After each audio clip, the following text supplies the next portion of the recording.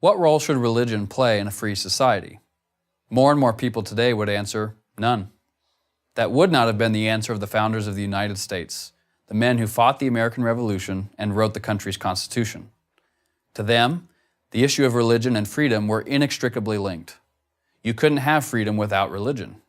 In fact, the political philosophy of the founders necessitated a divine foundation.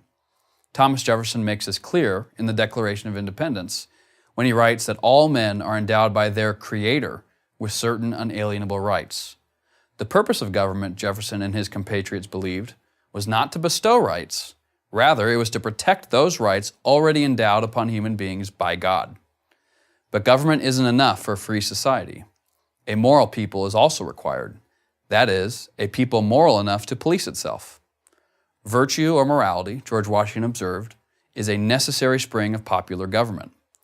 Thus, for the founders, liberty was not merely the ability to do what one wanted. It came with moral demands and boundaries.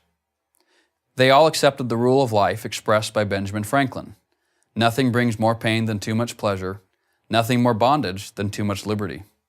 The founders knew that the absolute enemy of freedom was, ironically, a freedom that was absolute and unrestrained. And where was this restraint going to come from? Their answer was religion, which for them, because of when and where they lived, was some variety of Christianity. Let divines and philosophers, statesmen and patriots unite, Samuel Adams wrote, in instructing citizens in the art of self-government. In short, of leading them in the study and practice of the exalted virtues of the Christian system. The Christian system to which Adams refers is composed of Judeo-Christian values, the values rooted in the Old and New Testaments, both of which were referred to by the founders with equal conviction and frequency. Jefferson, yes, the very same Thomas Jefferson who is so often portrayed as anti-religious, confirmed this sentiment in his notes on the state of Virginia, when he asked, "Can the liberties of a nation be thought secure when we have removed their only firm basis, a conviction in the minds of the people that these liberties are the gift of God, and that they are not to be violated but with His wrath?" James Madison likewise affirmed the essential connection between religion and morality. The belief in a God all-powerful, wise, and good is essential to the moral order of the world and to the happiness of man.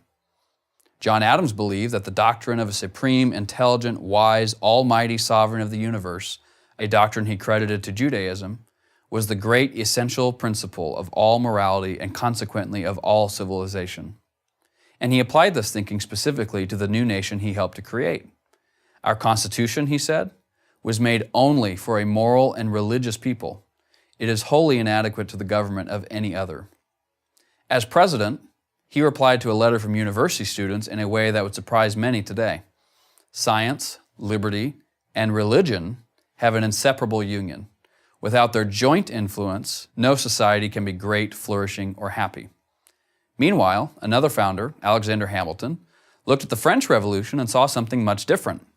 That revolution, unlike the American Revolution, had devolved into violence and chaos.